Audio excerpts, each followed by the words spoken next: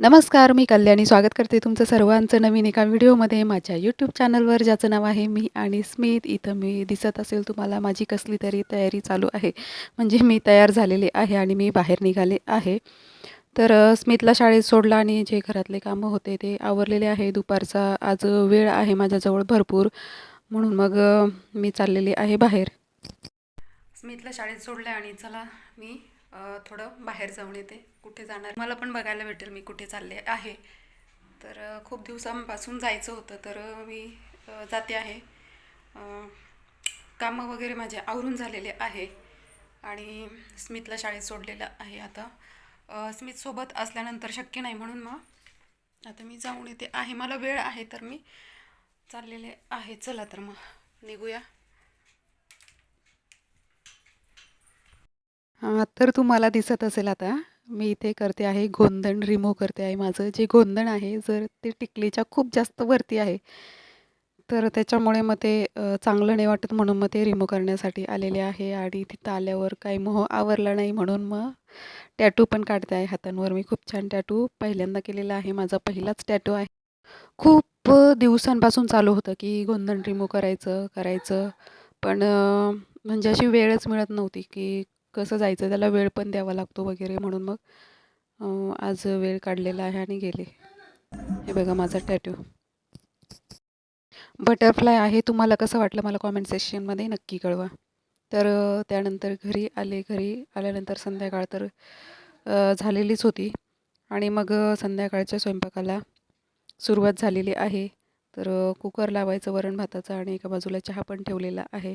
तर दिवस असा आजचा दिवस बाहेर जाऊन आलं की कधी संपतो अजिबात समजत नाही. तर मग अशा पद्धतीने तिकडनं आले, थोडंफार आवरलं आणि लगेच स्वयंपाकाची तयारी सुरू झाली माझी.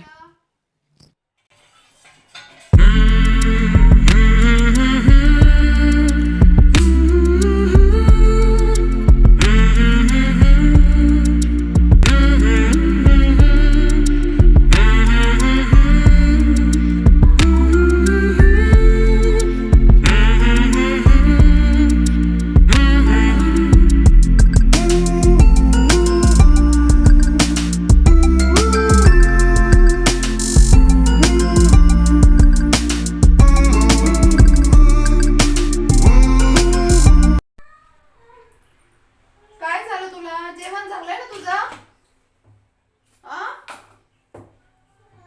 मॅच चालू करून दिली टीव्हीवर तरी रडतोय. का रडतो? काय पाहिजे तुला आता? झोपणार का? झोपणार असेल झोपून घ्या. आता उद्या सुट्टीच आहे तुला. उद्या उशिरा उठला तरी चालेल. का रे? चहा पिते. स्मित शाळेतनं आलाय, बराच वेळ झालेली आहे आणि का नाटक करतोय काही समजेना. का मॅच लावून दिली टीव्हीवर?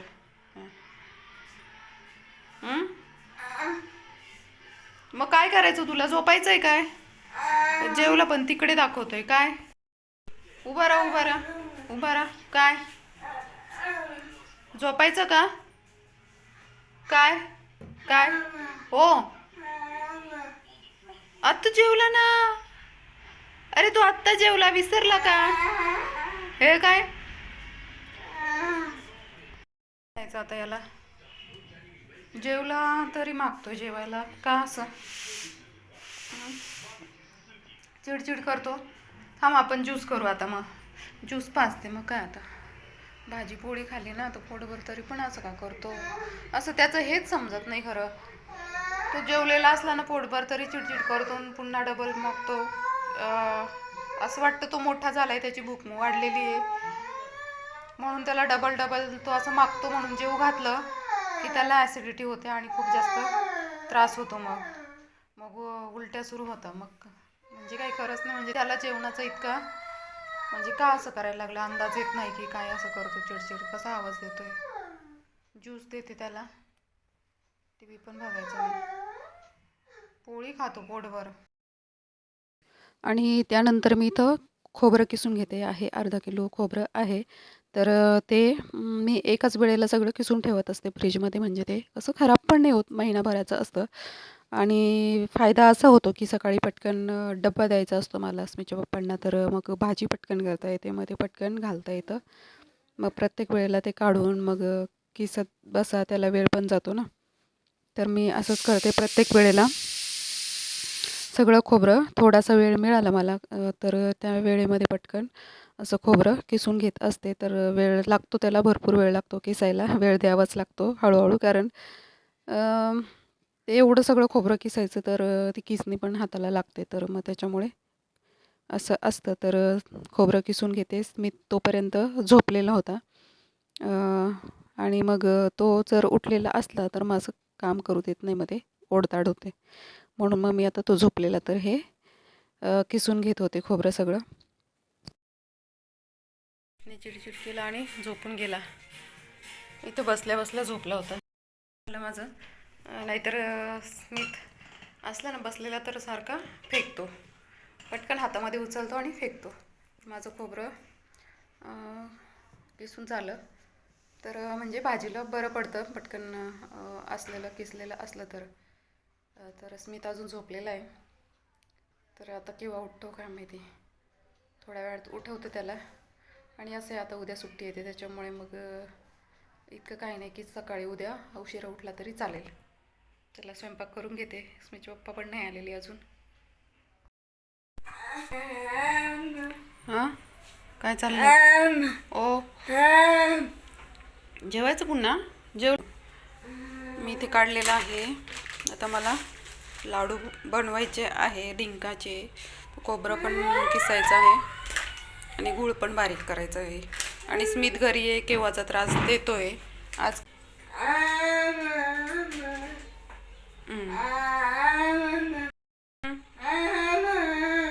जेवायचं डिश देऊ. चला चला आपण दोघं पण जेवू आता.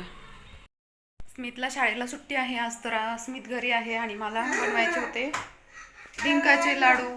आणि तो शक्यच नाही आज आता बनवून देईन मला, कारण ते आता मला खोबरं किसायचं वगैरे या गोष्टी. हां आता जेवण करून घेते, दुपारची वेळ झालेली आहे, कारण सुट्टीचा दिवस आहे. तरी स्मितचे पप्पा आज गेलेले आहे ऑफिसला. आणि आता आज चतुर्थी आहे, मला पण उपवास आहे. सकाळी डब्याला खिचडी करून दिलेली आहे आणि मला नव्हते केले, मला पण गरम करायचे आहे. आता पटकन गरम करते आणि मग जेवते. स्मितला पण थोडीशी देते, त्याला थोडीशी खायला आवडते, तर गरम गरम खाईन तो. हा कुणाला आवडतं हे? स्मितला आवडतं ना खिचडी? ताटामध्ये ताटामध्ये देऊ. हे ताटात हे करायचं मला, हे किसायचं ना खोबरं, म्हणून ते ताट घेतलेलं. ते आज कॅन्सल करावं लागेल, उद्या करू. उद्या सुद्धा तुला सुट्टी आहे. अर्धा अर्ध करू. खोबरं आज किसून ठेवते आणि बाकीची तयारी उद्या करते. ओ जेवायचं. चला स्मितला जेवायला देते, मी पण जेवते आणि नंतर आवरते. आता मी साबुदाण्याच्या खिचडीसाठी इथे बटाटे कट करून घेणार आहे. उकडून नाही घालत मी बटाटे, तर मी तुमच्यासोबत शेअर करते कशा पद्धतीने मी बटाटे शिजवून घालत असते. तर असे सालं काढून मी बारीक एकच मध्ये कट देते आणि अशा प्रकारे बारीक बारीक कट करून घेते बटाटे. आणि त्यानंतर छान पाण्याने धुवून मग ते थोडेसे शिजवून घेणार.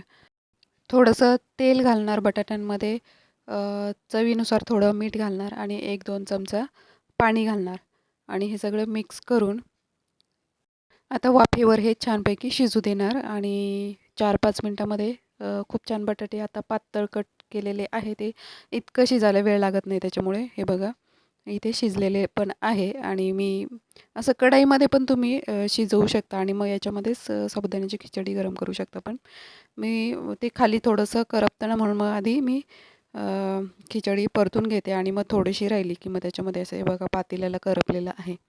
तर नंतर मी मिक्स करून घेते असे बटाटे आणि थोडा वेळ पुन्हा एकदा वाफ देते आणि खूप छान अशी खिचडी लागते असे बटाटे घातल्यानंतर. मोकळे. आणि मी कोथिंबीर नाही घातलेली आज खिचडीला, कारण मी त्याच्यासोबत खाते आहे शेंगदाण्याची आमटी.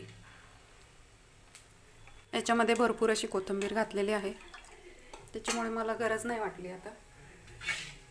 चला, तर मी फक्त आता चतुर्थी आणि आषाढी एकादशी किंवा महाशिवरात्री असते, वर्षातनं एकदा येणाऱ्या, असे उपवास करते जे आठवड्याला होते वगैरे. ते बरेचसे उपवास मी सोडून दिलेले आहे. मागच्या एका व्हिडिओमध्ये मी तुम्हाला बोललेच होते. असं आहे. स्मितला हे बटाटे खूप आवडतात. आता हे जे बटाटे आहे मी घातलेले, हे स्मितला खूप आवडतात त्यातले, कारण त्यात मीठ घातलेलं असतं, तेल घातलेलं असतं शिजायला ना, तर त्याची चव खूप छान लागते. तर तुम्ही असं नक्की करून बघा. उकडलेल्या बटाट्यांपेक्षा हे असे सेपरेट थोडेसे काप करून शिजवून घेतलेल्या खिचडी आता मी खूप घेतली. आता संध्याकाळची वेळ होती म्हणून मी स्वयंपाकाला लागलेली. तर त्याच्यासाठी मी मिक्सरच्या भांड्यामध्ये काय दाखवते तुम्हाला, लसूण, थोडा आल्याचा तुकडा, 2 हिरव्या मिरच्या, हे वाटण तयार करून घेते आहे, कारण मी ते करते आहे सुक्की बटाट्याची भाजी. तर जिरं मोहरीची फोडणी दिली, उभे कट केलेले एक कांदा कट करून घेतला आणि तो छान परतून घेतला. त्याच्यामध्ये जे वाटण मी आता दाखवलेलं केले ते घालून छान परतून घेते. हिरवी मिरची, आलं आणि लसूण. आता ते जिरं मोहरीची फोडणी दिल्यानंतर पण मी असं परतू शकते, पण काय होतं की मग ते खूप जास्त जळतं आणि कांदा लवकर परतला जात नाही. म्हणून मी काय करते, कांदा अर्धा थोडासा ब्राऊन झाला की मग ते एका बाजूला करून असं घालते आणि मग ते बरोबर शिजलं जातात. याच्यामध्ये फक्त मी घातलेलं आहे हळद आणि लगेच उकडलेले बटाटे आणि कोथिंबीर घातली मी आणि छान आता हे वाफेवर परतून घेते. चला, तर आजचा व्हिडिओ पण मी इथेच थांबवते. तुम्हाला कसं वाटतं माझे व्हिडिओ बघायला, आणि मला कॉमेंट सेक्शनमध्ये आठवणीने कळवा, आणि माझ्या चॅनलला लाईक, शेअर आणि सबस्क्राईब करायला विसरू नका. तर सबस्क्राईब करा आणि पुन्हा भेटू आपण नवीन एका व्हिडिओमध्ये. तोपर्यंत बाय. तर माझी इथे बोलता बोलता सुकी भाजी पण तयार झालेली आहे.